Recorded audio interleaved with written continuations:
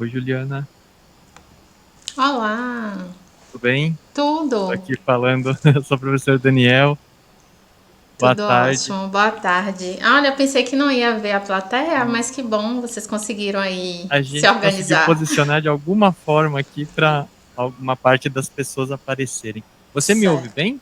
Sim, Sim, tá bom.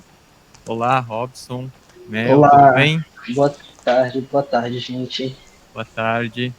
Sou o professor Vocês estão me Daniel, ouvindo bem? estou com a professora Silvia aqui dando um tchauzinho e a nossa plateia aqui, vários amigos, alunos, professores. Boa tarde, Sivaldo. Olá, pessoal, boa Olá. tarde. Tudo bem? Boa tarde. Tudo bom? Tudo certo. Pessoal, em primeiro lugar, muito obrigado por aceitarem o nosso convite. A gente está muito feliz, né, com essa possibilidade de conversar aqui.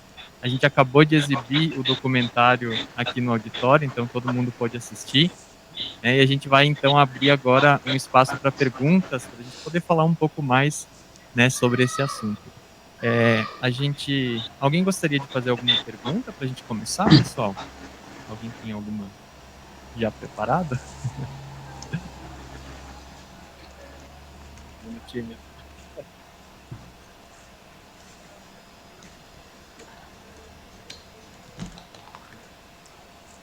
Oi para vocês. Queria primeiro parabenizar o trabalho, né? Sivaldo, Juliana, Robson, Mel, né? Em todas as ordens possíveis, né? Um trabalho muito importante e eu vejo esse engajamento de vocês aí como uma coisa que é um começo de algo que espero cresça bastante no nosso país, que infelizmente é um país ainda racista, né? Misógino, etc, etc. Né? Então, parabéns pelo trabalho, né? Acho que eu não sei se tem uma pergunta mesmo, né? A gente tem com alguns de vocês aí uma trajetória que se tece em muitos momentos, né? Então é bem legal de ver vocês trabalhando nisso também, né? Nesse momento. Então, eu queria parabenizar, né? Bem legal. Né? É, talvez pudesse comentar com alguma coisa, né? Para uma universidade do Sul aqui como a nossa, né? Onde a participação ainda é bastante polarizada, né?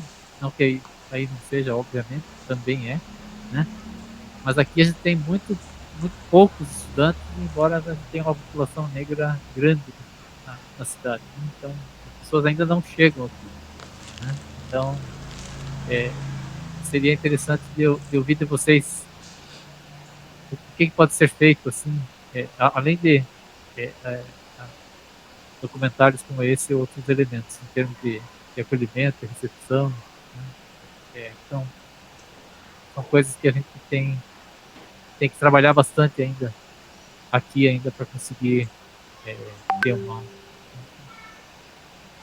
uma igualdade maior de oportunidades na nossa sociedade. Né? Não sei se alguém mais quer, né, comentar alguma coisa que eu posso para ele.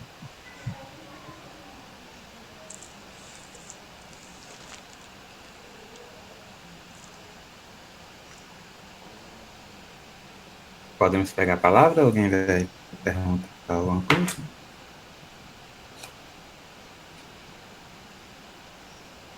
Sim? Acho que. Ah, não, travou não. Eu tô vendo as carinhas paradinhas, aí eu não sei se Sim, vocês pode estão falando. responder. Tá bom, obrigado, Silvia. Primeiramente, boa tarde, né? Muito obrigado pelo convite, a professora Silvia, professor Daniel. Um dos nossos objetivos com esse documentário é, de fato, visitar outros lugares, levar essa discussão para outros lugares fora da nossa universidade. A gente sabe que o momento pandêmico foi complicado para fazer isso, a gente usou esse tempo para terminar o material, né, terminar o documentário. Entendemos que agora é a hora de a gente falar com as pessoas diretamente interessadas e com as pessoas que talvez sejam indiretamente interessadas, talvez, né? E muito obrigado, Merck, pelas suas palavras. É muito bom lhe ver, mesmo de máscara, mesmo pela tela.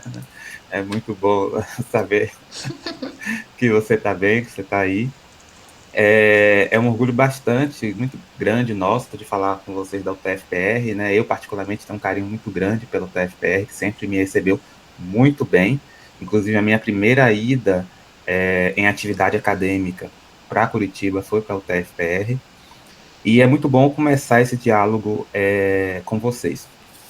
Bem, uma coisa que eu queria comentar, a gente fez até um roteirozinho aqui, né? Eu, Mel, Robson, Juliana, e eu acho que a gente pode retomar esse roteiro mais à frente, mas eu gostaria de comentar contigo e, na verdade, convosco, sobre uma coisa que me veio quando você falou, que é o seguinte, tudo nosso começa por conta de uma palavrinha que está em voga e que é muito importante porque nos atinge diretamente, que é o racismo. E quando a gente faz pesquisa com pessoas sobre racismo, as pessoas, em geral, lembram dos atos de racismo, né?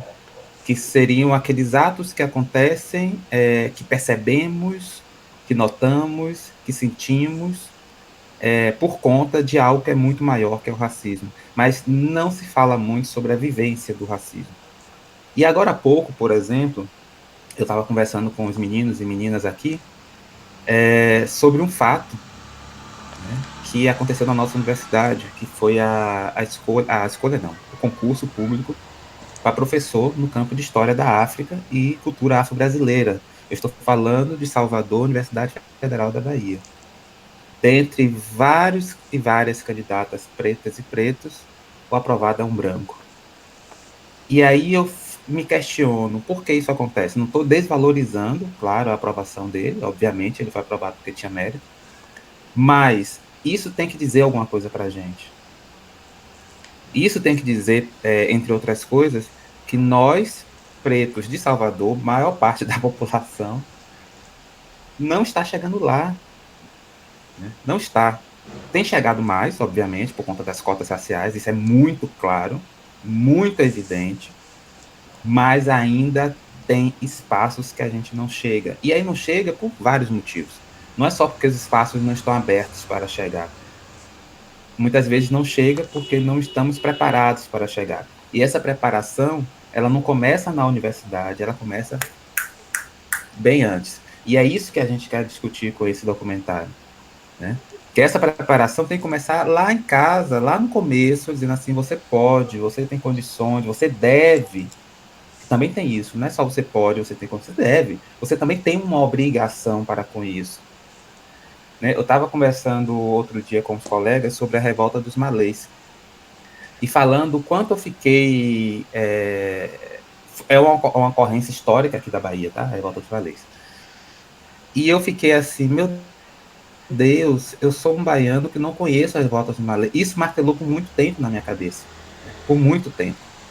Porque eu ficava, a culpa é minha, a culpa não é minha. Né? A primeira coisa é de quem é a culpa, né? Mas eu não sabia. De fato, eu não conhecia a revolta dos malês. E aí eu falo, algum problema teve, não foi agora, é lá atrás.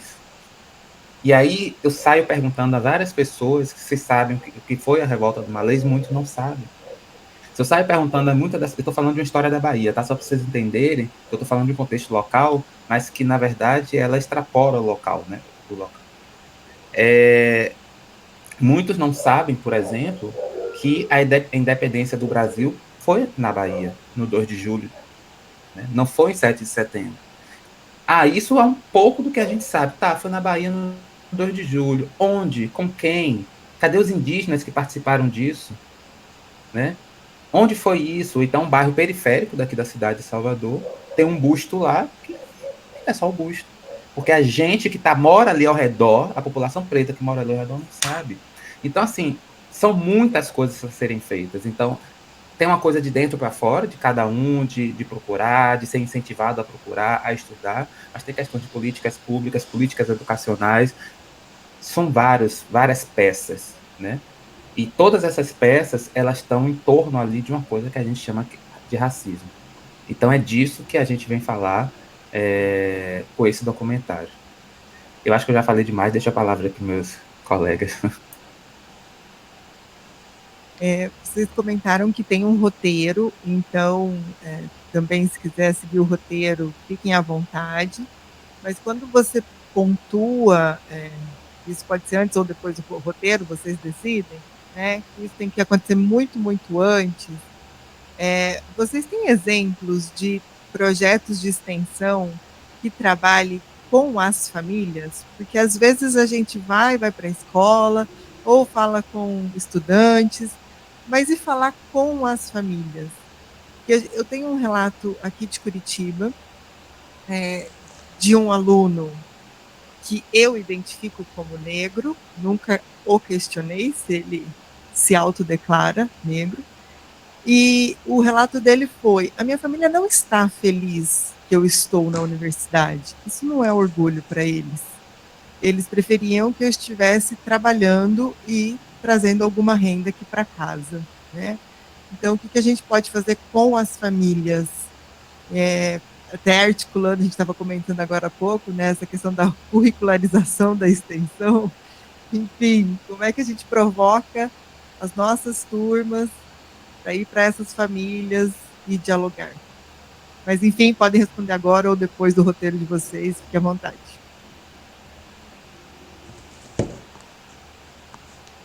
Se deixar, a gente responde agora, porque a gente adora essas perguntas.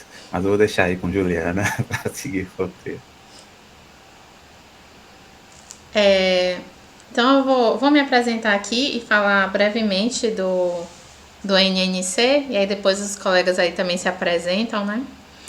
Eu sou Juliana Oliveira, sou estudante de Sistemas de Informação na UFBA, integro o grupo de pesquisa e extensão Onda Digital, faço parte do Negras e Negros na Computação e também atualmente estou como diretora-geral do projeto Meninas Digitais Regional Bahia. Então, assim, como é que veio essa ideia, né, de fazer esse projeto? Por quê? Primeiro porque é das próprias inquietações, das próprias experiências e vivências no ambiente universitário, porque a gente está, né, a Universidade Federal da Bahia está localizada em Salvador, na capital baiana, e a gente está, assim, num dos estados mais negros do Brasil, e a gente olha nos corredores da universidade e a gente vê poucas pessoas pretas, né, dentro da universidade. Ainda que já tenhamos, né, instaurada a política de cotas, a gente ainda vê muito poucas pessoas negras na universidade. Então, justamente por isso, a gente tem essa inquietação. Não sabíamos ainda o que fazer, né? Mas a gente se inquieta, até que um dia, navegando pela internet, eu vi uma oportunidade, né? E aí chamei o professor Esivaldo, que foi um concurso de pesquisa da Fundação Carlos Chagas, em parceria com a Fundação Ford, que eles queriam, era um projeto de pesquisa, mas era muito rápido. Na verdade, eles queriam dar gás, né, em uma verba que eles tinham. Então, era assim, 6 meses, um projeto de pesquisa, e eles queriam saber sobre negras e negros nas ciências. Poxa, é pouco tempo, mas eu acho que pode ser o pontapé inicial. Então, chamei esse Valdo, e aí juntou-se a nós também a Ana Carolina, que inclusive participa, né, do nosso documentário, e a Emilaine Corletti, que era estudante de mestrado, na época orientanda do professor Esivaldo, e nós escrevemos a proposta, submetemos. Era uma proposta para analisar a participação de docentes nos programas de pós-graduação em computação. Eram em 3 regiões brasileiras, mas depois, como tudo que a gente vai fazendo, a gente combina uma coisa, depois muda assim. E aí a gente resolveu expandir para o Brasil. E esse projeto, ele concorreu, foi um concurso de pesquisa, e dentro de 75 projetos, nós fomos um dos 5 escolhidos. Então, esse foi o pontapé inicial para a gente iniciar aí esse projeto. E a gente divulgou, fez uma divulgação dentro do Congresso da Sociedade Brasileira de Computação, em 2016. Isso, a gente fez essa divulgação dentro do Congresso para atingir os docentes. E tivemos um número ainda pequeno, né, de professores que responderam a esse formulário, sendo que a gente não deixou formulários específicos para pessoas negras, mas assim, somente 30 professores responderam, e desses, menos de 10 se consideravam pessoas pretas, né? E aí depois a gente foi desenvolvendo a pesquisa. Eu deixo para Robson falar como foi que a gente foi se desenvolvendo e avançando nessa pesquisa, como foi o desenrolar. Obrigado, Juliana. Apresentação aqui rapidinho. Meu nome é Robson Souza, quilombola, graduando em Ciência da Computação. Faço parte do grupo de pesquisa, grupo de extensão Negros na Computação. Sou membro do coletivo de estudantes quilombolas da UFBA e hoje trabalho como consultor de desenvolvimento na TOTWORKS. Inclusive, eu estou na minha comunidade quilombola. Uma das vantagens de trabalhar home office e ter o ensino EAD é que eu posso estar estudando e trabalhando na minha comunidade materna. E voltando à pesquisa que Juliana citou, inclusive esse estudo feito com os professores em 2016, em parceria com a Fundação Carlos Chagas, ele teve uma publicação intitulada Ser Docente Negro na Pós-Graduação em Computação, Ditos e Não Ditos, que foi publicado na edição especial da revista da Associação Brasileira de Pesquisadores Negros, da ABPN, em junho de 2019, se eu não estou enganado. E aí, antes disso, a gente teve duas publicações em 2016 no WIT, né, que é o Woman in Technology, que é intitulado Professoras Negras na Pós-Graduação em Ciência da Computação, uma proposta de pesquisa, né, que foi o nosso piloto. E no ano seguinte, a gente publicou o estudo sobre a trajetória de professoras negras na pós-graduação em Ciência da Computação. Alguns resultados preliminares. Como Juliana citou, o estudo com os professores na pós-graduação em computação no Brasil foi o start para a gente continuar o estudo agora no campo discente. Então, em 2017 para 2018, em parceria, apoiado pelo edital de pesquisa da UFBA, né, vinculado à Pró-Reitoria de Ações Afirmativas da UFBA, edital intitulado Sankofa, a gente conduziu um estudo chamado A Presença e os Desafios de Permanência de Estudantes Negras e Negros nos cursos de graduação em computação da UFBA, tanto graduação quanto pós-graduação.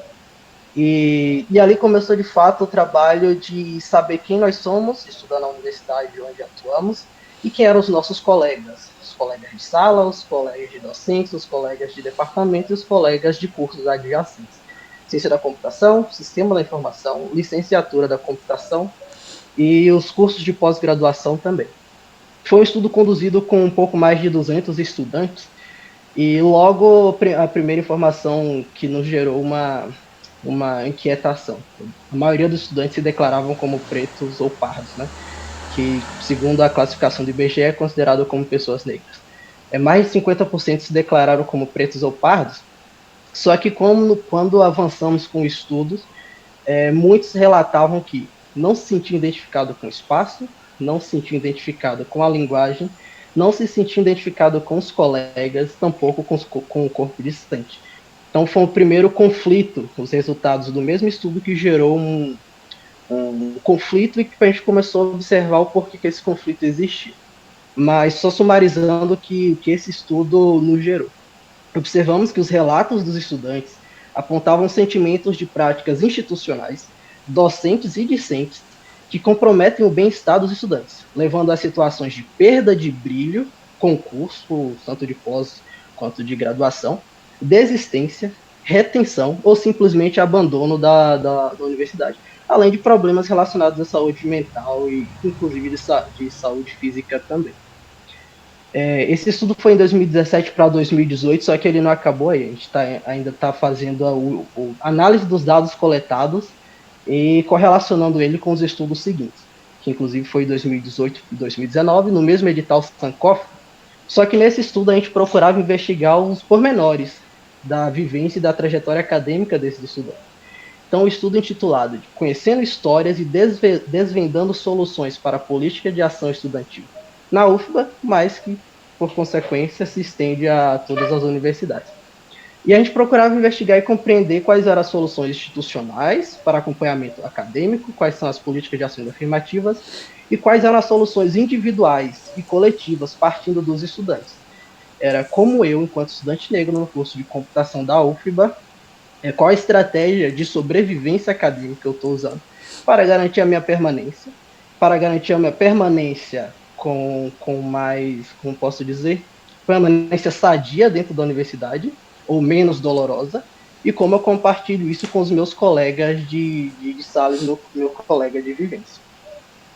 No ano seguinte, 2019 para 2020, partindo inclusive de relatos de outros estudantes, a gente percebeu que publicar um estudo, um relatório técnico, um artigo científico, uma publicação em uma revista, ele não era suficiente para levar esses relatos, essas experiências e essas soluções coletivas e individuais para todas as pessoas que tiveram como público-alvo do NNC e público-alvo do nosso estudo, que eram as pessoas que ainda não estão na universidade, ou as pessoas que não se envolviam com pesquisa ou extensão à época.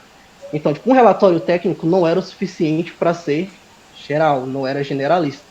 Então surgiu a ideia de fazer algo mais, algo que fosse uma ação transgressora dentro do Departamento de Ciência da Computação e, por assim dizer, na forma de divulgar a pesquisa científica em si do nosso grupo.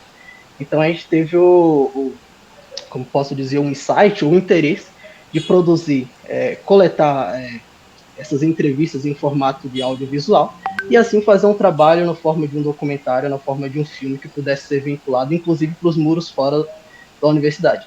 E essa, inclusive, é a deixa para eu chamar a colega meu, Nascimento, para falar sobre os detalhes dessa produção audiovisual. Oi, gente, boa tarde. É um prazer muito grande estar com vocês hoje. Eu espero que vocês tenham gostado do filme.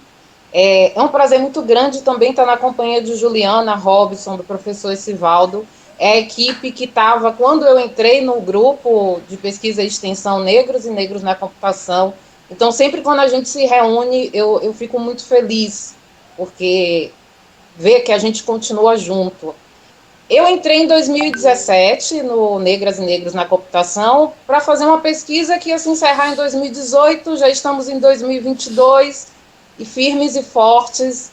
E, enfim, a ideia do filme veio como ampliação do que a gente fazia ali naquele espaço acadêmico. A gente precisava mostrar para mais pessoas, a gente precisava falar com mais pessoas, para além da academia. E assim, nós tivemos muitas ideias de como nós íamos desenvolver esse filme para que se tornasse um filme interessante. E ficou muito claro, muito definido, muito escuro, na verdade, que a gente precisava dos relatos das pessoas que a gente estudou. E que a gente queria que vocês também ouvissem o que essas pessoas tinham para falar. Porque pessoas negras, elas são diferentes, isso é óbvio, mas elas têm vivências em comum. O racismo, ele coloca a gente em um lugar muito igual e acha que todos nós somos a mesma coisa. Então, as experiências dos nossos entrevistados também eram as nossas experiências na academia, enfim, na nossa vida em geral. Isso começou a criar muito debate entre a gente, como pessoas de lugares tão diferentes podem ter histórias tão parecidas, como é que a gente conseguia ter pontos muito similares de vivências. E aí a gente precisava falar sobre isso, e aí se pensou num filme mais de ação, uma coisa para chamar muita atenção do público, e eu lembro que eu sempre ficava nessa ânsia, a gente precisa de ação, a gente precisa de uma coisa que mexa com as pessoas.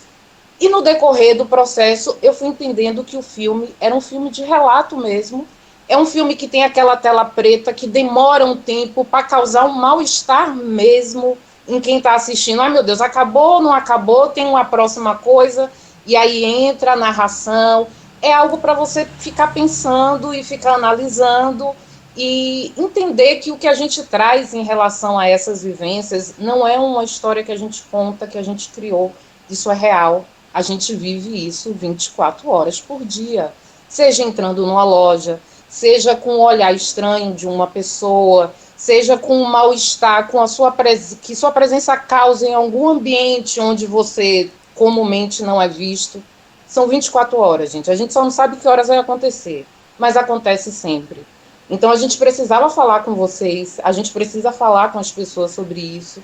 E é nesse formato mesmo, é relato. Foi um processo longo, que a gente começa em 2018, a gente conseguiu finalizar no final do ano passado, teve a pandemia, a gente teve muito medo de que acontecesse alguma coisa com algum de nós, com os familiares. Foi um processo muito pulsante, muito intenso e que eu acho que até hoje produz reflexos nas nossas vidas, por incrível que pareça. Terminou, mas não acabou, sabe? A gente ainda tem muita coisa para falar. Talvez um filme com mais ação assim venha no futuro, não sei se vocês, meus colegas, concordaram.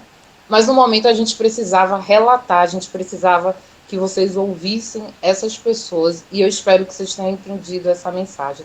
Eu esqueci de me apresentar, eu sou Mel Nascimento, sou estudante da pós de História, o Negras e Negros na computação tem estudantes de vários cursos, tem de arte, tem de arquitetura, e tem pessoas não negras também, porque a gente acha importante agregar sempre.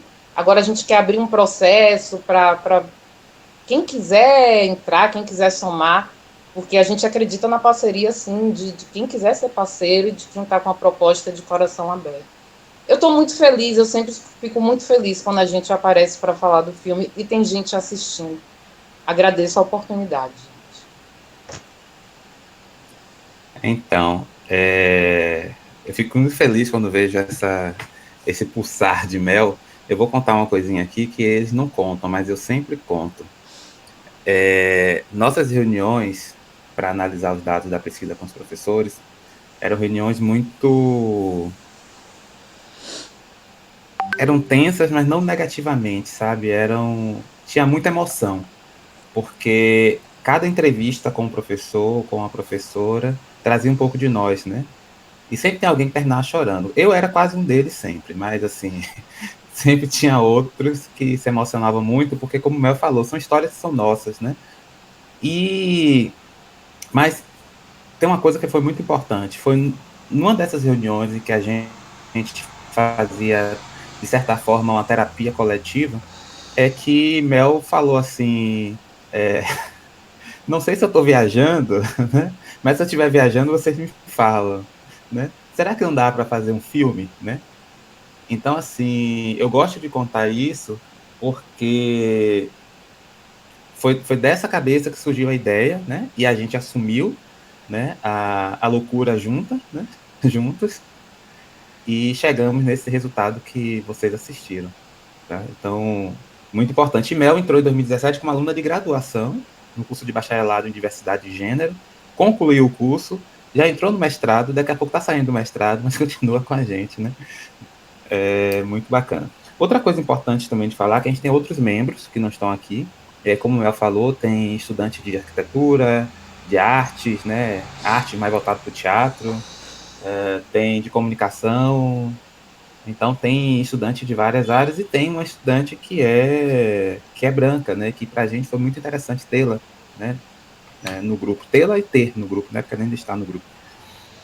Bem, me apresentando, acho que eu não fiz isso, talvez as pessoas já falaram, mas meu nome é Esivaldo, esse nome um tanto diferente mesmo. Sou professor do Instituto de Computação, instituto recém-criado aqui na UFBA.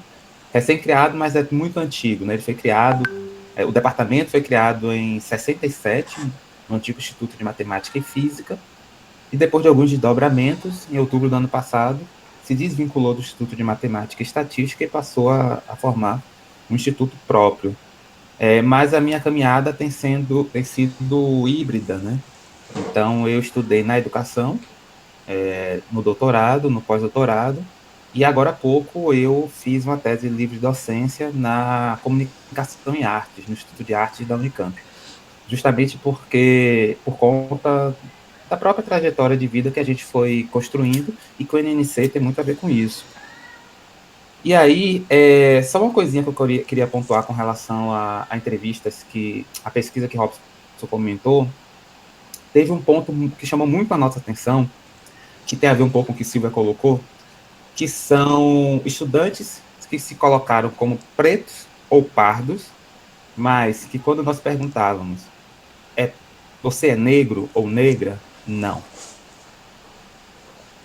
Eu acho que aí foi o ponto que a gente olhou aqui, a gente tem que investigar mais, não dá para passar batido, não dá para a gente simplesmente colocar isso num software e dizer assim, olha, 50% é negro e diz que não dá, aqui tem muito mais coisa por baixo. E também algumas questões sérias de assédio. Né? Então, que na verdade essas questões de assédio foram as questões que fizeram a gente protelar a análise. Porque a gente resolveu, em determinado momento, dizer assim, não, a gente não vai pegar nisso agora, vai discutir as outras questões, concluir o documentário, aí a gente volta para essa discussão, porque é a discussão que precisa muito da gente. E a gente não tinha braço para fazer tudo, então precisa também ter cabeça. Então, agora a gente pretende voltar, inclusive, atualizando, inclusive, alguns dados a essa análise dessa parte mais séria, que a gente tem que entregar, inclusive, à universidade, porque a universidade precisa saber disso. E para isso a gente abriu até uma seleção, né, Juliana? Está com o edital aberto, vamos prorrogar até amanhã, e estamos aceitando voluntários de qualquer universidade, de qualquer lugar do Brasil. Então, daqui a pouco, Juliana passa os links, né? Mas a gente está com o edital aberto, quem quiser se candidatar para colaborar com o projeto, colaborar com o nosso trabalho, tanto de pesquisa quanto de extensão, de fazer uma ponte, por exemplo, em Curitiba e em outra cidade, sinta-se à vontade, nós estamos aí realmente para abrir parcerias e ampliar a discussão, ampliar o debate. Sobre o projeto de extensão, uma coisa que talvez vocês tenham percebido é que a nossa atividade começou com uma atividade de pesquisa. Tudo começou lá atrás, em 2016, com o edital de pesquisa. Mas, no decorrer do trabalho, a gente percebeu assim, olha, a gente está fazendo pesquisa por enquanto, mas o nosso grupo de pesquisa é um grupo de pesquisa e extensão. A gente não pode fazer a pesquisa e engavetar. A gente tem que fazer pesquisa e fazer extensão. Daí surge o documentário como um instrumento de apoio a essa extensão que a gente quer fazer. E é uma extensão não para levar algo, mas para dialogar, né? Então, é uma extensão para dialogar com outras universidades, é uma extensão para dialogar com outros coletivos, é uma extensão para dialogar com outras escolas. E aí, Silvia, a gente nunca pensou, respondendo essa pergunta da família, em dialogar com as famílias. E eu não conheço projeto de extensão que dialogue com família. Essa questão que você trouxe para a gente, eu acho que é uma questão bem complexa, porque também tem a ver com a natureza das famílias no contemporâneo, né? Mas também não é só isso, tem questões econômicas envolvidas. Então, como você falou que a família achava melhor o rapaz trabalhar do que estudar, eu não sei aqui se Robson, Mel, Juliana já passou por isso, mas assim, é o nosso comum aqui. É o nosso comum. Agora, talvez um pouco menos do que no final da década de 90, quando eu entrei na universidade, que era um gato pingado. Era tão pingado que não se via o gato, né? E assim, por que você está na universidade, né? Eu fui de uma turma que na minha turma tinham 2 pessoas negras. E muito interessante que quando um professor perguntou a escola de cada um estudou, nós 2 éramos os únicos que tínhamos estudado em escola pública. Mas, ainda assim, os 2 vinham de escola pública tida como escolas públicas de referência aqui na cidade, né? Que eu vim do colégio militar, da polícia militar, que aqui é referência, e esse outro colega veio de um outro colégio também tido como referência. Então, assim, éramos nós, né? Mas que a gente estava transgredindo, como o Robson falou, né? Transgredindo o normal, né? O comum que era normal, né? Não sei se vocês estão me ouvindo? Ah, tá. Saiu as imagens. Certo. Então, assim, a gente transgredia naquele momento. Então, era comum ouvir isso. Você tem que, a partir de agora, trabalhar. Você não tem que estudar, você tem que trabalhar. O seu estudo é até o ensino médio, com muita sorte. Com muita sorte. Então, se você já passou do ensino médio, o que você quer mais? Você já está estudado, entendeu? Agora você tem que trabalhar. Então, isso é muito comum. E aqui, nem se fala. Mas eu acho que vale a pena, porque é uma discussão que envolve aspectos de racismo que vão trafegar pelas questões econômicas, pelas questões de relações sociais, pelas questões de gênero também. Porque aqueles que conseguiram furar esse cerco eram homens. Para as mulheres, ainda mais complicado, né, furar esse cerco. Né? Eu tenho um relato, por exemplo, de uma aluna minha, de uma orientanda minha, que ela veio estudar na pós-graduação já depois de uma certa idade, porque para ela, naquela época, não era a educação superior não era espaço para a mulher, né? Ela tinha que cuidar da casa, cuidar dos irmãos, e para poder ela conseguir ter uma liberdade, ela teve que praticamente fugir e sair de casa, né? E lidar, obviamente, com todo o percalço de vida por conta disso, né?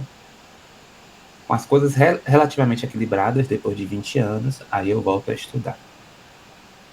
Então, isso é, de fato, bem comum aqui.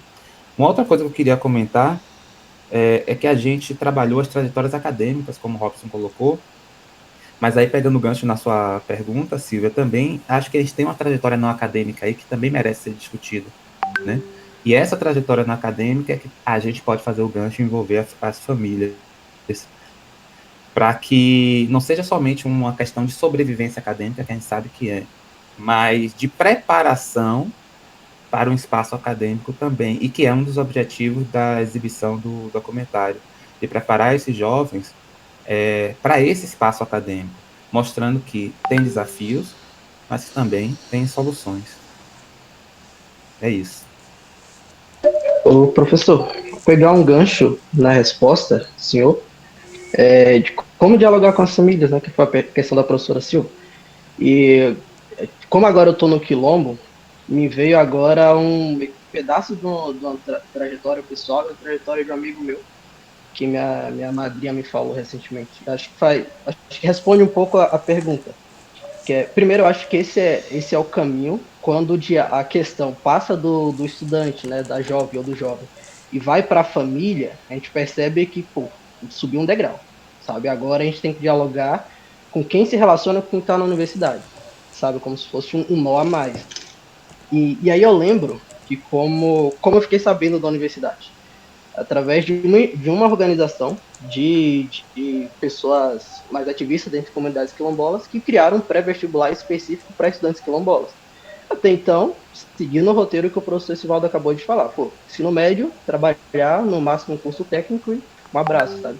Até aí a minha família me apoiava, porque até aí, esse é o roteiro que a minha família conhecia. Por mais que nem todo mundo tinha seguido ele, mas era o roteiro que minha família conhecia. Então eu precisei de um elemento externo, sabe? Pessoas fora da minha família, pessoas inclusive fora da minha comunidade, para me apresentar o que era a universidade. Que inclusive no meu colégio não tinha esse tipo de instigação, como acontece com a maioria dos colégios públicos, inclusive, que muitas vezes você está seguindo ali a tabela, sabe? E às vezes vem uma motivação, só que como está muito distante do seu contexto, aquela motivação acaba não sendo motivação para você. Você se torna bem meras palavras vazias. Beleza, descobri o que era a universidade, descobri qual era o processo que eu tinha que fazer para poder entrar na universidade. Isso já no último ano de ensino médio. E entrei. Novo, para a família tudo novo. Para minha mãe, te apoio porque você está dizendo que é bom, mas até então não sei bom porquê, nem quanto tempo você vai ficar fazendo. E sempre volta, pô, será que não está na hora de tipo, custo família? Será que não está na hora de buscar uma fonte de renda mais estável? Será que não está na hora de estar carteira assinada? Enfim, tudo que padrão que a gente costuma ouvir. Só que o fato curioso agora é que semana passada o reitor do campus da Universidade Federal da Bahia aqui em Vitória da Conquista, porque ela tem um campus da Universidade Federal aqui, veio na minha comunidade com alguns professores para dialogar com as famílias, e quem trouxe o reitor aqui foi um estudante de medicina aqui da universidade. Só que eu lembro quando esse estudante de medicina, que é Kleber, o nome dele, acho que ele estava no primeiro ano, ele me perguntou o que era a universidade, como fazia para entrar e qual era o processo, porque ele queria fazer medicina na UFA. Dialoguei com ele. Na ocasião, a mãe dele estava perto, então foi um diálogo entre eu, ele e a mãe, meio que no jargão era trocando ideia, sabe? O processo é esse, na Universidade Federal, isso aqui, por aí vai. Se passou tipo, uns 3 anos e ele fez um passo a mais, sabe? Pô, ele trouxe o reitor do campus da Universidade Federal da Bahia para dialogar com os estudantes, com os jovens daqui, com as famílias aqui. Então, basicamente esse trabalho de griot, trabalho de boca a boca, é o que move muito dessas informações, porque para a família sempre vai ser novo. Quando a primeira pessoa da família entra dentro da universidade, para a família tudo isso é novo. Só que não é por mal quando a sua avó, o seu avô, até mesmo seus pais falam, tipo, pô, estudo não enche a barriga de ninguém. Porque nunca encheu a barriga deles. E nunca encheu a barriga dos filhos deles. Então, isso que parece ser que é, muitas das vezes, um boicote para você continuar estudando, na verdade é meio que um pensamento de alguém que quer te proteger. Olha, você está chegando à fase adulta, você precisa se estabilizar. Porque, tipo, a vida é dura. Tipo, fora do seio familiar, fora do seio da sua comunidade, meio que o campo ele é minado. Só que aí precisa, e é o processo acho que o mais natural, que alguém da sua família chega, o estudo enche a barriga, tá enchendo o meu, tá enchendo da minha prima, tá enchendo do meu primo e vai encher o dos meus filhos. É como se você quebrasse o ciclo, sabe? Você tá vendo aquele ciclo vicioso, tipo, pô, para na quarta série, que hoje não é mais quarta série, mas eu não lembro qual é o nome exato. Para na oitava série, para no terceiro ano, para no curso técnico, para no pós-doc, se você quiser. São sempre oportunidades, nunca roteiro, sabe? Nunca um roteiro definido. Não, para você se dar bem, faça uma graduação e aí você vai estar ok. Se você quiser ser melhor do que isso, faz uma pós-graduação. E o diálogo é sempre, você tem a oportunidade de fazer uma graduação. Se quiser parar no ensino médio e seguir uma outra trajetória, ok também. Mas para você e para sua família tem que estar aquela oportunidade. Eu quero seguir o caminho esse outro caminho que me apareceu e ok. E por que eu falo isso? Tipo, é o processo natural, e agora a gente tem que buscar conversar com jovens que estão dentro das universidades para saber, inclusive, qual é a melhor forma de dialogar com as suas famílias. E aí um outro relato. Quando a gente estava tentando fundar o coletivo de estudantes quilombolas na UFBA, eu não lembro exatamente o ano, mas tipo, várias pautas. A gente precisa cuidar das questões afirmativas junto à pró-reitoria de graduação. A gente precisa sentar com o reitor e falar que esse edital não serve, não atende às nossas demandas. A gente precisa levar a universidade para a comunidade. E aí chegou no ponto, tá? A gente vai definir uma única forma da universidade chegar na comunidade, só que a gente tem aqui pelo menos umas 20 comunidades quilombolas espalhadas pela Bahia, que não é um modelo único de comunidade. Não tem um padrão de família, sabe? Por mais que são comunidades quilombolas, há laços identitários que ligam todas elas, mas elas não são únicas. Tem comunidades marisqueiras, tem comunidades do sertão, tem comunidades com matriarcas, tem comunidades com patriarcas, tem comunidades que a religião oficial é de matriz africana, tem comunidades que não. Então, qual é a forma de eu chegar para presidente da associação? Então, a gente começou um grande debate, e a gente saiu de lá da discussão com não há forma única de chegar. O melhor jeito de chegar é, tipo, o estudante que está dentro da universidade, ele faça difundir o conhecimento lá, sabe? E o porquê que esse pensamento surgiu? Porque todo mundo começou a relatar, olha, eu vi um pesquisador de tal universidade que foi na comunidade, fez um estudo antropológico, um estudo histórico, por não sei quantos meses, depois nunca mais eu vi. E isso com muita recorrência, principalmente os quilombos mais antigos, né? Ou que participaram das principais revoltas. Começou a gerar uma espécie de desconexão. Eles só vêm aqui, pegam e voltam. Só vêm aqui, estudam e saem. Só vem aqui, sai, a gente não sabe nem exatamente o que produz. Então gera uma certa... Eles não são nossos, acostumamos a ser objeto de pesquisa. Então, quando os estudantes quilombolas discutiam dentro da Universidade Federal da Bahia, que estavam meio que de saco cheio desse tipo de relação acadêmica, eles chegaram à conclusão que a melhor forma de comunicar com seus pais, seus avós, seus vizinhos, era relatando a sua própria experiência.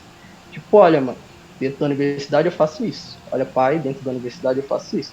Olha, meus amigos, primos, colegas, etc. Olha, presidente da associação, dentro da universidade eu faço isso.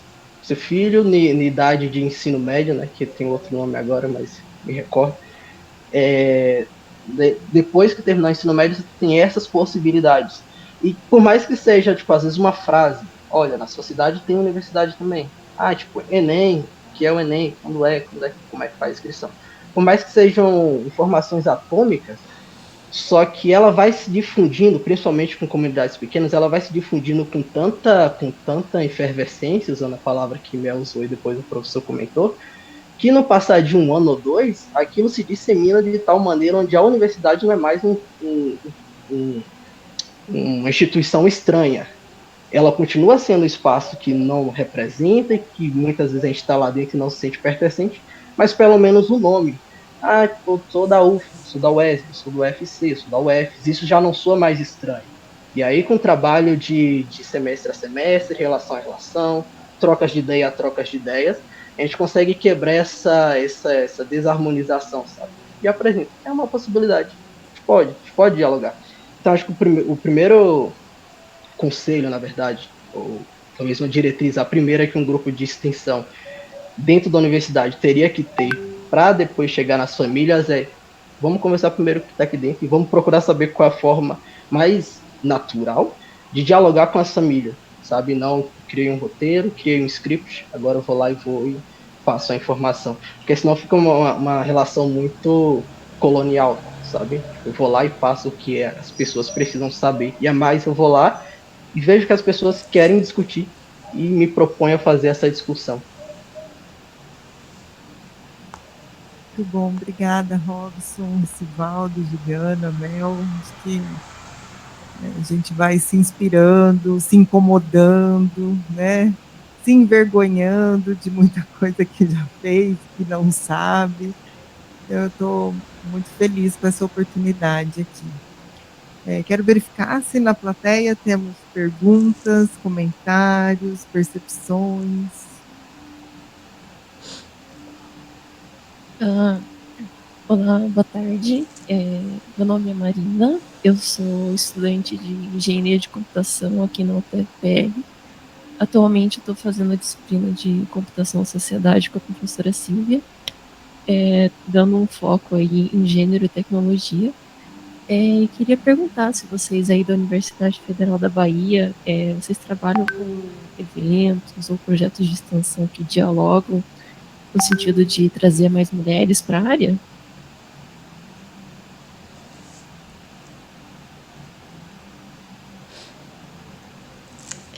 Acho que eu posso responder essa. Dentro do Onda Digital, a gente tem a parceria com o Meninas Digitais Regional Bahia. Então, Meninas Digitais é mais um dos polos de atuação do Programa Nacional Meninas Digitais, com a chancela da Sociedade Brasileira de Computação. E a gente tem realizado atividades, né, cursos, oficinas, rodas de conversas, palestras e eventos para discutir a temática de gênero e tecnologia, como também para oportunizar que as meninas tenham acesso a esses tópicos que a gente aborda dentro da computação. Então, atualmente a gente tem trabalhado com temas que envolvem programação, segurança e redes de computadores. Então, a gente produz materiais, atividades, são todas produzidas por mulheres, com foco em mulheres. Então, no nosso Instagram, Meninas Digitais BA, a gente, nos últimos meses aí, está com uma série de publicações relacionadas à segurança digital, e algumas delas estão, porque a segurança digital abrange a todos, né? Mas algumas das publicações a gente está focando no público feminino.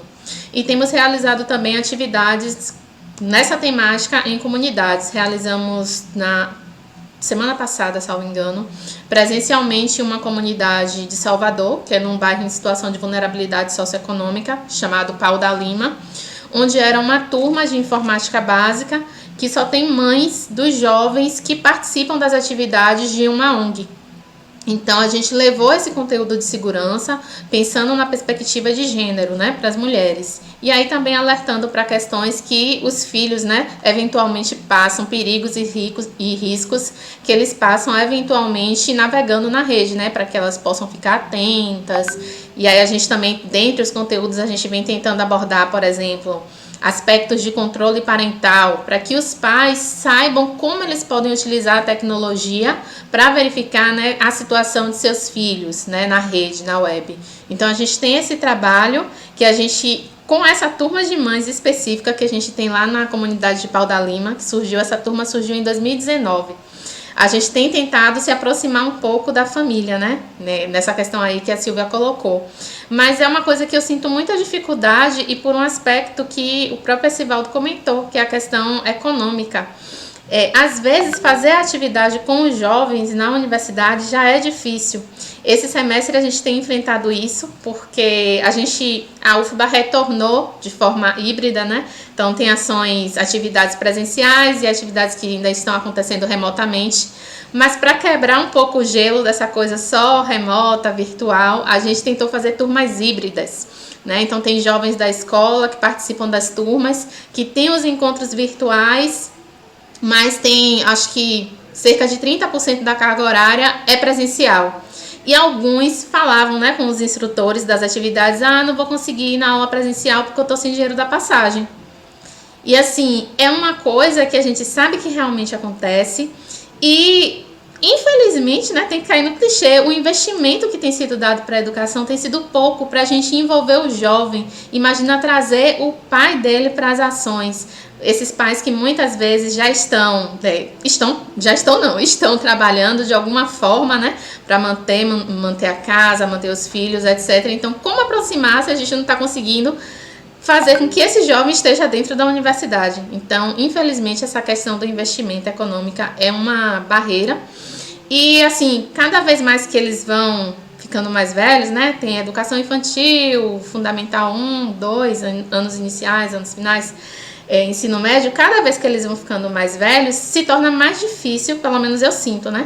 Aproximar a família, porque justamente quando ele está na educação infantil, o pai, a mãe, o responsável tem que ir na escola, então participa um pouco mais, porque tem que ir buscar, tem que ir para uma reunião. Mas quando eles vão ficando mais velhos, que vão ganhando uma certa independência, os pais acabam se afastando, não por querer, mas porque ele tem que ir fazer a correria dele. Então, ele não participa mais tanto da escola, ele não vai mais tanto na escola quanto deveria. E tudo isso acaba prejudicando a essa aproximação da família, né? Então, assim, de forma tímida, por exemplo, nessa iniciativa aí de Pau da Lima, eu tento fazer essa aproximação naquele momento ali que elas se comprometeram a ir para os cursos. E em Salvador a gente tem uma iniciativa, mas não é um projeto de extensão, é uma iniciativa da professora Bárbara Carini, com a escolinha Maria Filipa, ela e outras parceiras. E aí é uma escola, é um projeto pioneiro, né, uma iniciativa pioneira de uma escola que trabalha, que é afrocentrada. Então, tem essa experiência com as famílias, a aproximação das famílias. Recentemente também eles abriram o projeto, com a questão da pandemia, eles abriram para pessoas de qualquer estado, porque as atividades estavam remotas.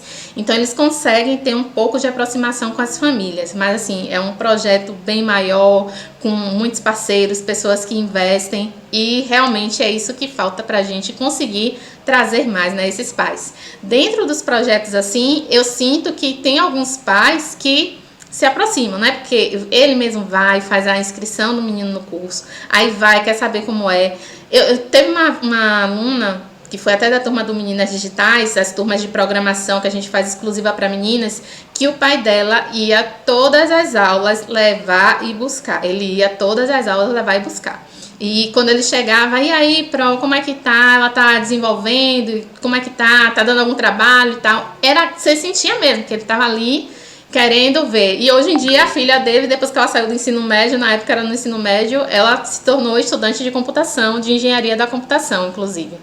Então, assim, tem algumas tímidas, né? Algumas iniciativas tímidas e famílias que realmente a gente percebe que essa questão socioeconômica traz um diferencial. Famílias com uma condição socioeconômica um pouco melhor, elas conseguem se aproximar mais e acompanhar mais. Então, acho que se a gente tivesse recursos, né, para poder investir mais nessa aproximação, seria muito bom. Mas, em contrapartida, infelizmente, as políticas que a gente tem não permitem que a gente, por exemplo, eu quero fazer o evento, como a gente passou, né, por isso, né, Sivaldo, agora no lançamento do DOC. Uma das nossas convidadas tinha uma bebê de colo. Então, é claro que se a gente está convidando ela para participar do evento, é claro que a gente tem que dar uma assistência, algum tipo de infraestrutura para que ela possa participar, trazendo a filha dela, um companheiro ou uma pessoa que vai ajudá-la com a criança. Mas se a gente coloca isso numa proposta, né, de um edital, dizendo que a gente vai financiar alguma coisa dessa, é capaz do projeto ser recusado. Então, a gente quer fazer, mas está sendo difícil nesses quesitos. Eu vou até comentar isso, porque eu fiz a prestação de contas, a primeira parte, não terminei não, viu, Juliana? Tô devendo a prestação de contas, falando aqui publicamente, mas eu vou terminar essa semana. Me ligaram e falaram, olha, você não pode colocar isso aqui, não. Mas é a criança, que não era mais bebê, acho que tinha 2 anos de idade, né? Não é mais considerada bebê, tinha uma coisa assim. Não pode colocar, não. Você vai ter que colocar de uma outra forma. Eu achei isso muito interessante, eu estou usando a palavra bem tranquila, porque deveria ser regra, né? Se a mãe quer ir, se a mãe precisa, se a gente convida a mãe, por que a gente não pode trazer? E aí a gente conseguiu trazer, né? Escrevendo outras coisas lá na prestação de contas, mas conseguiu trazer a mãe, conseguiu trazer a filha e conseguiu trazer, acho que foi a mãe, né? A avó, para poder ficar com a criança enquanto a mãe estava na atividade com a gente. Deu certo, mas como Juliana falou, você acaba tendo que fazer arranjos para que a coisa dê certo, não é tão clara. Eu queria fazer só um comentáriozinho, que eu gostei muito dessa pergunta sobre as meninas, né? O que eu vou falar aqui é mais para ser pensado, tá? Que passou pela minha cabeça, principalmente vocês meninas digitais, né? Silvia, Juliana, quem mais for. Esse filme, a gente coloca assim, eu não sou de computação. A narração, não sei se vocês sabem, mas é de Mel Nascimento. É ela que começa o filme e a explicação de ela não ser da computação, começando não sendo, né, da computação, do bacharelado em gênero, da Faculdade de Filosofia e Ciências Humanas, e que termina o filme, eu sou sim de computação. Eu gostaria de usar isso para a gente refletir um pouco quem são essas meninas e mulheres digitais, né? Será que as meninas e mulheres digitais são aquelas que vão programar, são aquelas que vão fazer engenharia da computação, ciência da computação, ou qualquer outra computação? Ou será que essas mães que passam, né, por essas atividades, como Juliana colocou, né, relacionadas ao uso da tecnologia, ao uso da computação, também não são mulheres e meninas digitais? Eu estou falando isso para a gente pensar que talvez o trabalho tão fabuloso de discussão de mulheres, e não só de mulheres, mas de gênero também, na computação, ela não deveria ficar, e eu já estou vendo que não fica, né, mas é bom a gente expandir isso, não deveria ficar somente voltado ao desenvolvimento de tecnologia ou ao desenvolvimento de carreira dessas mulheres na computação, mas de trabalhar essa computação com as outras mulheres, né? Eu fiquei muito emocionado hoje pela manhã quando eu vi os posts novos do Meninas Digitais. Eu comentei com Juliana que eu achei muito bonito, porque eu comentei rapidinho, mas assim, é mais que bonito. Porque elas estão discutindo coisas que é da realidade, e dizendo assim, você quer trabalhar na realidade e usar a tecnologia? Então siga isso aqui, preste atenção nisso. Esse é um trabalho extremamente importante que um programa ou um projeto como Meninas Digitais tem que fazer, né? Então, assim, eu vi o Meninas Digitais sair da caixa, sabe? E com esses posts de hoje. Então, assim, eu fiquei muito feliz, muito contente, e aí eu acho que vale a pena seguir nesse caminho. Obrigada. Mais e mais provocações, inspirações. Eu adoraria ficar aqui por muito, muito mais tempo, mas até pelo nosso compromisso de horário de aula, a gente está chegando no limite. A gente tem uma convidada de honra aqui, que é a nossa pró-reitora de pós-graduação, Cláudia Xavier. Cláudia, gostaria de passar a palavra para você, se quiser falar um oi. Porque quando eu convidei, ela falou assim, eu já conheço o documentário. Eu fiquei curiosa, porque ela é da Química. Eu falei, quem que contou para ela? E não perguntei, ela vai responder agora. Olá, muito obrigado, professor Silvia Amélia, obrigado também aos organizadores. É um prazer, uma satisfação conhecer vocês agora pessoalmente. Eu assisti o documentário 3 vezes e é uma alegria, né? Cada vez que a gente pode assistir, vai percebendo novos detalhes. E isso vem também por ocasião de estar à frente de uma pró-reitoria, né? Como mulher, como negra, uma capital do sul do país. Vocês já podem imaginar aí os grandes desafios, né? A gente não tinha mulher nas pró-reitorias na minha universidade até o ano em que nós entramos, e aí somos 2 pró-reitoras agora, mulheres à frente, e eu, uma mulher negra. E aí eu fui também aprender, investigar, tenho sido, né, chamada muitas vezes a emitir alguma opinião, né, que eu não tinha percebido até estar à frente da pró-reitoria, onde fiz uma identificação, eu realmente queria ser um referencial para as meninas negras. Uma das primeiras ações que eu fiz foi deixar o meu cabelo curto e afro, bem assim, raiz mesmo, bem de identificação, porque eu achei que seria um ponto importante, né, para as meninas aqui da região, né, do Brasil. Mas a gente está estudando também as questões, né, na pós-graduação, na graduação, e apesar de termos também as cotas e as políticas, por exemplo, de ações afirmativas, inclusive na pós-graduação, que foi votada no final do ano passado, está atrasada, né? E na prática mesmo está lenta. O que nós percebemos é que nós não temos ocupado as vagas totalmente, né, do SISU. O TFR é uma universidade que está em 13 campos, né, distribuídos ao longo do estado do Paraná, com mais de 30 mil alunos, 33, 34 mil alunos, e nós temos muitas vagas que ficam ociosas nos cursos. Tanto na pós, temos bolsas de pós ociosas, os alunos não estão ocupando.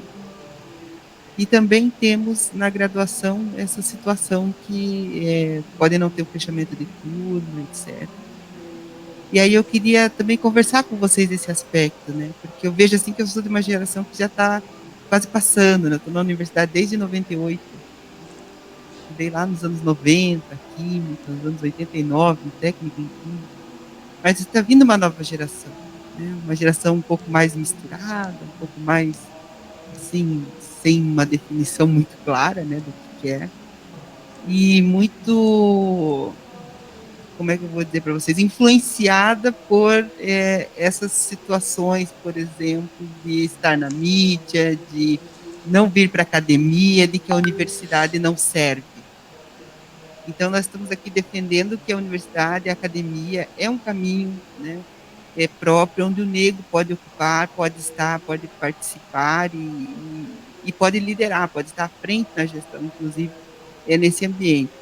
Mas como que a gente percebe isso quando o próprio estudante tem uma visão? Primeiro, às vezes ele acha que a universidade está longe, não conhece o ambiente universitário, inclusive as universidades públicas, ele pensa que, por exemplo, o TFR é a universidade paga. Não sabe quanto paga para estudar lá, não conhece a universidade. A universidade parece que é um mundo à parte. Às vezes tão distante que ele acha que ele não tem como chegar, né? Eu trabalhei no programa de pós-graduação de formação científica, tecnológica e educacional, e os alunos, eles se viam totalmente distantes da universidade. O aluno estava lá no ensino médio e o professor incentivava, vamos lá para o TFE, vamos estudar lá com a gente, vamos fazer, entrar na universidade, né? Todo mundo, né, ansiaria por isso. O aluno diz, não, mas é difícil, ou está longe, ou é um outro universo. E agora, mais recentemente, depois da pandemia, a gente vê um movimento contrário, o aluno achando que muitas vezes, se ele for um TikToker, um influencer, ele vai ser melhor e não vai na universidade, ou CEO, vários CEOs, nossa, famosos, são ricos, nunca foram para a universidade, ou saíram da universidade. Como é que a gente faz, né? Porque parece que isso é um movimento proposital, né? Para seguir mantendo essa diferença que a gente sabe que existe no nosso sistema educacional e formativo também. Então, eu queria ver como é que vocês percebem esse movimento também em tempos recentes de isolamento, né, por parte do próprio estudante, né, desse ambiente que é um mundo de conhecimento, que é deixado à parte, que não é valorizado muitas vezes, e é uma coisa temporal. Com o tempo, todos vão se dar conta de que perderam aquele momento, perderam aquela oportunidade, né, se não fazem no seu tempo devido.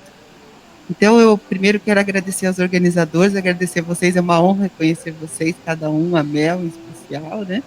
E o professor que está à frente aí, liderando essa equipe. Desejo sucesso, contem sempre conosco. E a UTFPR está sempre de portas abertas para vocês, tá bom? Muito obrigada pelo convite, professora Silvia. Obrigado, professora. Eu queria comentar só o seguinte, o conhecimento tem sido algo, conhecimento de uma forma geral, né, que tem sido deixado de lado, não tem se dado importância, né, à construção de conhecimento de uma forma geral. Isso, inclusive, também tem relação com as famílias, né,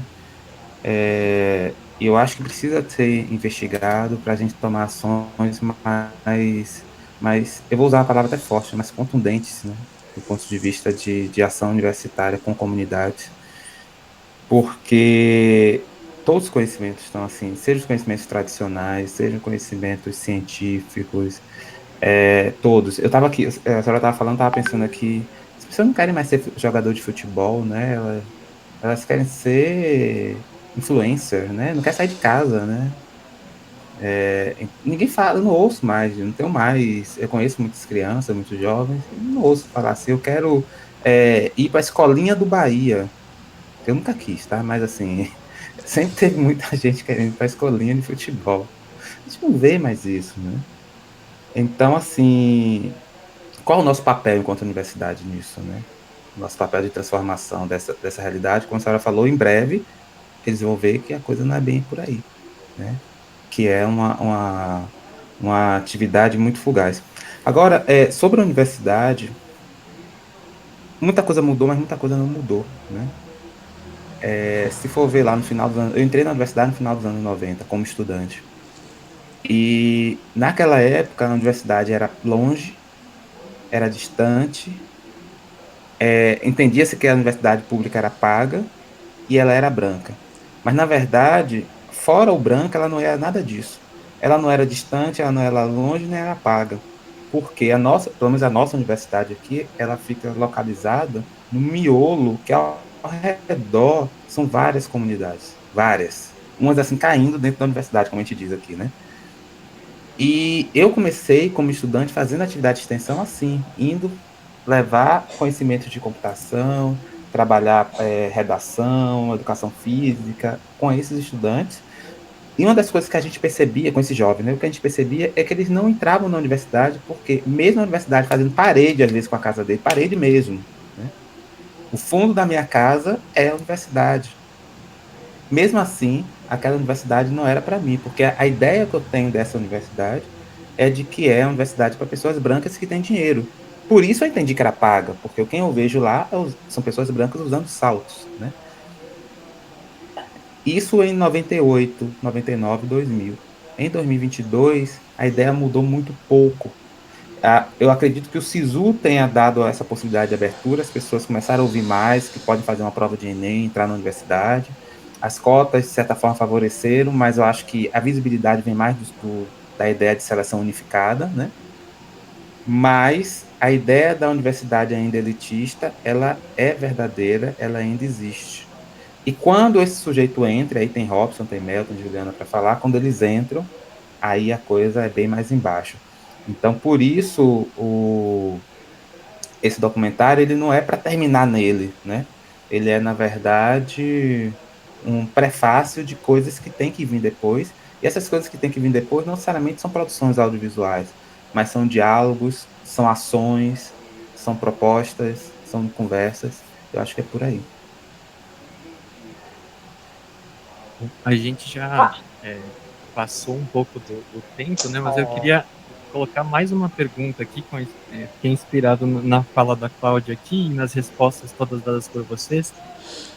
A gente tem hoje no departamento de informática, que é o meu departamento, o departamento da Silvia, né? Nenhuma pessoa negra que a gente consegue identificar, né? Como docente, isso. Então, a gente fica se perguntando assim, como que, vocês mencionam bastante no documentário que a permanência é um grande problema, né? Como que a gente auxilia a permanência de pessoas negras nos nossos cursos, né? Que atitude a gente poderia tomar de imediato para auxiliar nessa permanência? Várias respostas eu acho que já foram dadas, né? O Robson comentou, por exemplo, sobre dialogar com os alunos que a gente tem hoje, que são pessoas negras, para saber, né, como chegar até a família deles, né? A Juliana colocou a questão dos grupos das meninas digitais, que fazem um trabalho super legal, né? E até, será que está na hora da gente começar a ter grupos de pessoas negras na computação em outras universidades também? Será que é o momento de começar a ter um movimento maior nesse sentido? Então, eu não sei se existe uma fórmula, né, simples para responder essa pergunta, né? Como que a gente auxilia a aumentar essa permanência, né? Esse acolhimento. Mas eu queria saber se tem alguma coisa que a gente poderia começar a pensar e começar a executar, né? Inclusive nós, pessoas brancas aqui, que estamos nessa posição de docentes, né? Deixa eu falar rapidinho da minha opinião sobre o assunto, eu sei que o horário está estourado. Robson falou sobre estratégias de sobrevivências, isso é muito real. Eu acho que a maioria de nós tivemos esse momento de ou eu fico ou eu saio. Não está dando para conciliar, eu preciso de ajuda. O meu momento de continuar foi entrar no Negras e Negros na Computação, porque eu entrei primeiramente como bolsista. Então já deu para segurar a onda. Agora sim, cada caso é um caso. A gente precisa saber como é que a gente vai fazer para ouvir essas pessoas, para atender essas demandas.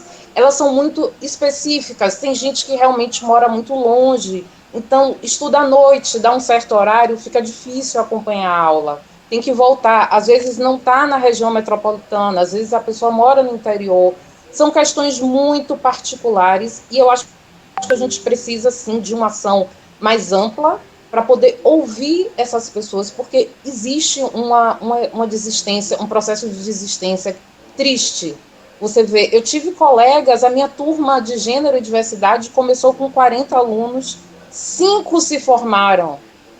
5 se formaram. E isso foi de uma tristeza muito grande, porque é um curso cheio de informações. Inclusive, eu sou uma mulher depois de gênero. Eu acho que é o ponto de transformação da minha vida, foi ser estudante do bacharelado dos estudos de gênero e diversidade.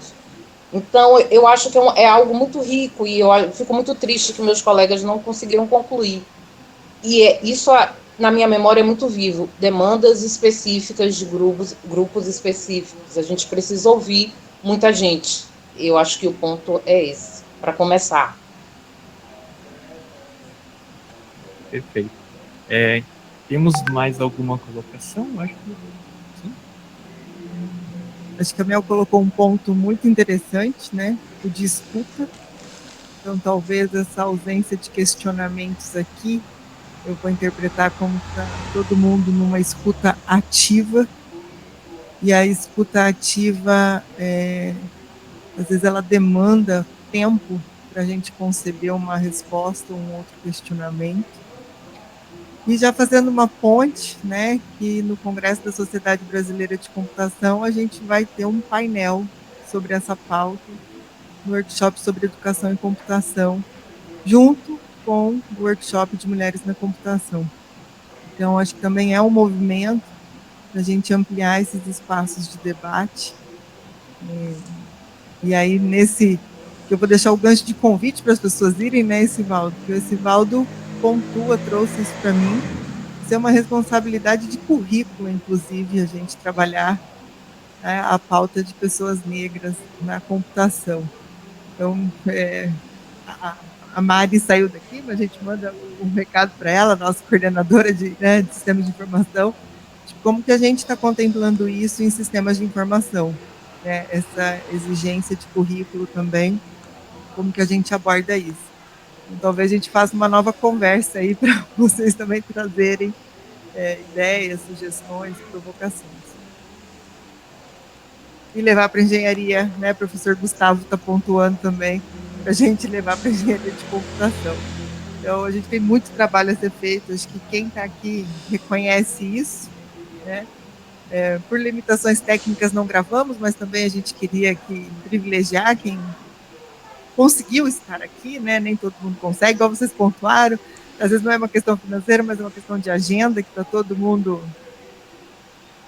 tentando sobreviver a esse híbrido, que não é fácil. Se o online era difícil, o híbrido se mostrou um pouco mais difícil, mas estou muito feliz por esse encontro, por esse diálogo, reunir pessoas queridas, ver pessoas que fazia tempo que eu não via. Então, obrigada, gente, muito obrigada. A gente queria fazer uma foto, né, Silvia? Vamos tentar fazer uma selfie com vocês aparecendo aqui também pra gente. Então, isso. Então, eu vou desligar a câmera, vocês vão parar de ver a gente, mas eu continuo falando no microfone, tá?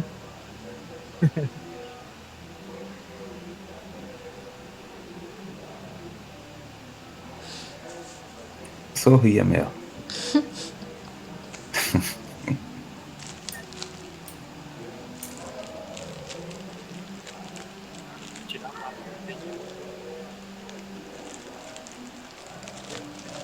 Eu posso tirar. É que aquela câmera não tem como levar lá.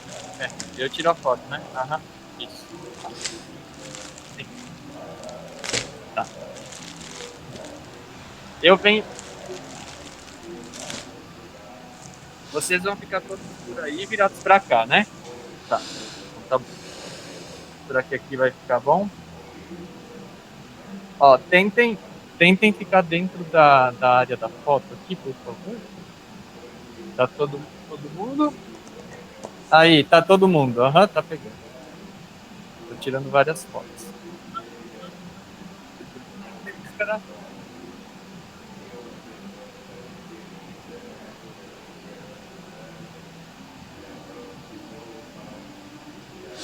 Eu tirei várias. Muito bom. Alguém pode abrir a câmera?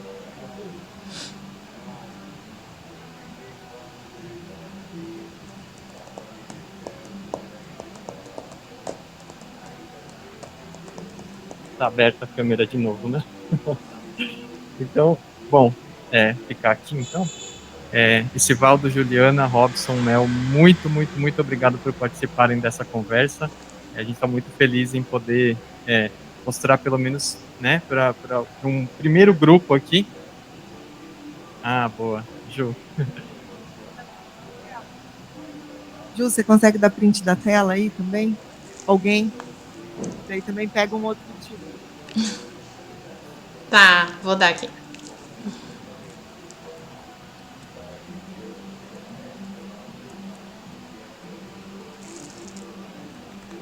Pronto, tirei aqui.